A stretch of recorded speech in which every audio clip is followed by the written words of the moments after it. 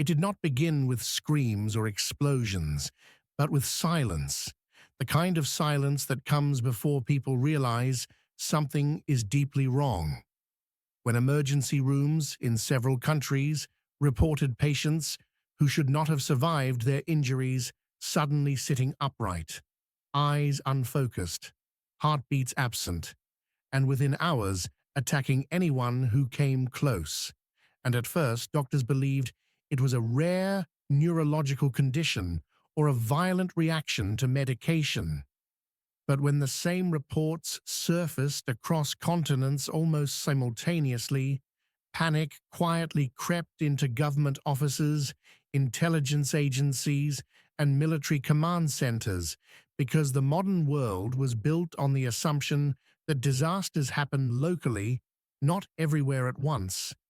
And when video footage leaked online, showing bodies moving after clinical death, biting, tearing, spreading the condition through blood and saliva, the word zombie was mocked at first, then censored, then finally avoided entirely, replaced by sterile terms like reanimated hostiles or infected aggressors, as if language itself could prevent fear from spreading. But fear does not need permission, and within 3 days, cities were drowning in it, sirens echoing endlessly, hospitals collapsing under the weight of the dying and the already dead, while governments ordered lockdowns that came far too late, sealing millions inside dense urban environments where the infection thrived.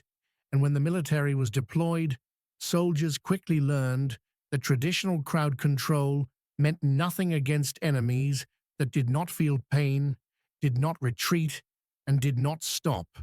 And bullets ran out faster than commands. Discipline cracked as troops watched friends get torn apart, and the illusion of control shattered in real time. Behind closed doors, scientists worked without sleep, dissecting infected bodies under extreme containment. And what they found was not magic, not resurrection, but something far more disturbing. A pathogen that rewired the brain instead of preserving it, aggressively attacking the prefrontal cortex while overstimulating the amygdala and brainstem, effectively erasing personality, memory, empathy, and fear, while leaving behind only motor function, aggression, and a compulsive feeding response. And unlike any known virus, it continued functioning after cardiac death, using abnormal anaerobic cellular activity to keep neural tissue alive for days or weeks, meaning that clinical death no longer meant biological inactivity, and the body became nothing more than a mobile incubator, spreading the infection exclusively through fluid transmission, bites, blood contact, torn flesh, which explained why densely populated areas collapsed first and why panic itself accelerated extinction. Governments tried to control information as long as possible, fearing mass hysteria. But the internet was faster than censorship, and once people understood that the dead could rise again, trust in institutions collapsed almost overnight. Police stations were abandoned, prisons burst open, hospitals turned into slaughterhouses, and emergency responders stopped answering calls because there was no longer a difference between rescue and suicide, and families made impossible decisions in seconds, locking doors on loved ones, leaving the injured behind, running without knowing where. And the highways became monuments to denial.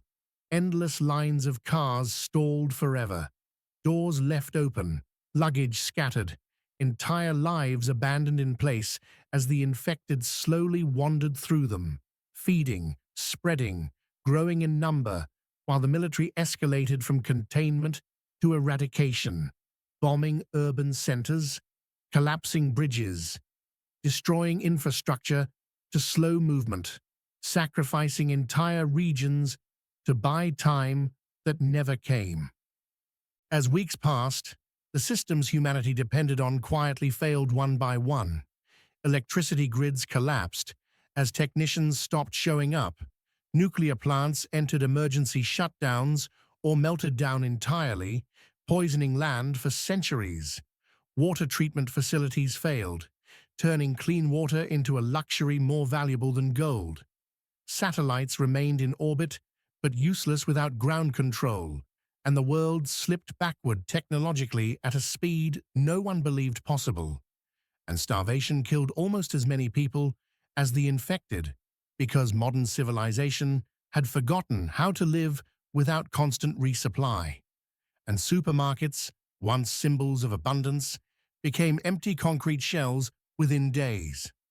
Survival outside government zones demanded rapid adaptation, and people learned through blood and loss that sound was death, that firearms were temporary solutions, that light attracted attention, that infection could hide for hours or days before symptoms appeared, and paranoia became a survival trait.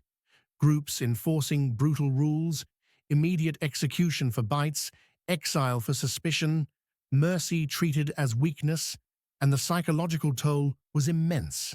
Insomnia, hallucinations, emotional numbness, survivors losing the ability to grieve because grief required time they did not have, and children growing up surrounded by violence learned to normalize it, to kill before understanding why killing was wrong, reshaping humanity at its core.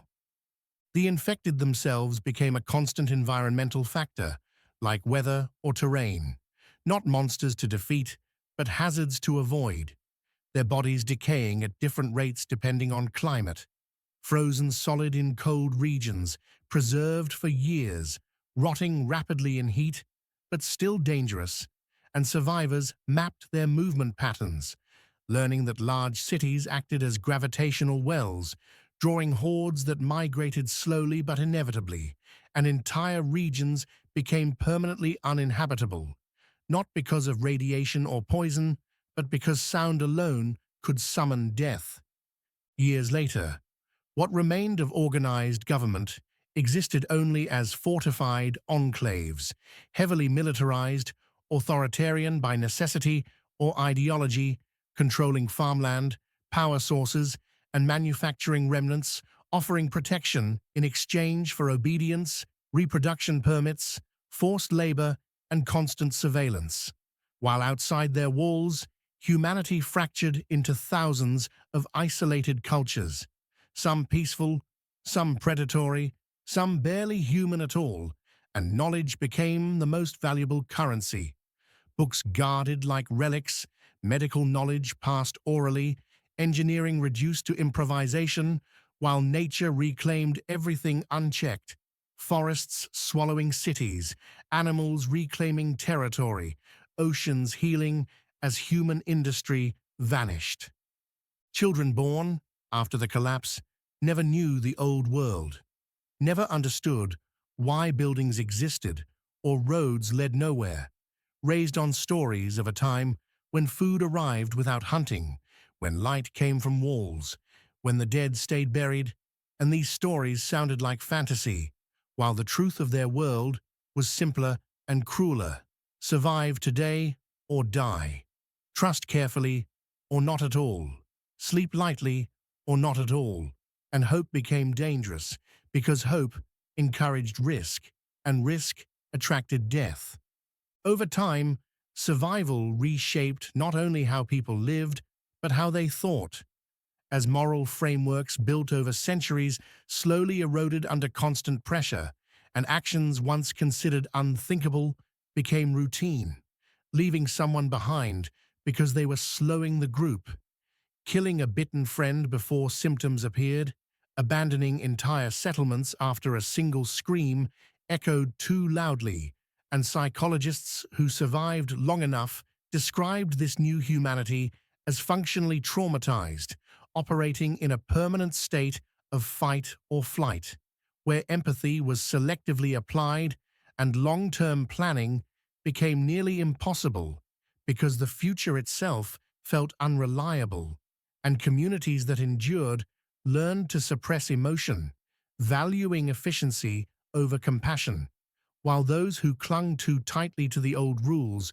rarely survived long enough to pass them on.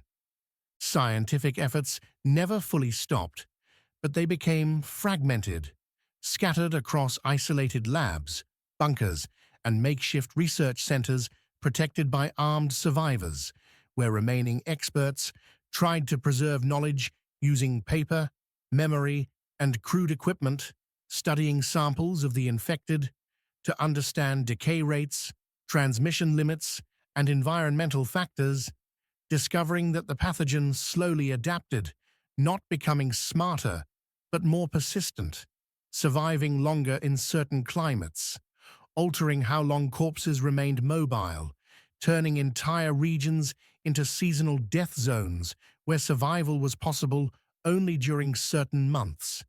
And although theories of containment, sterilization, or even reversal occasionally emerged, the resources required to implement them no longer existed at scale, and any potential cure remained trapped behind collapsed logistics and constant danger.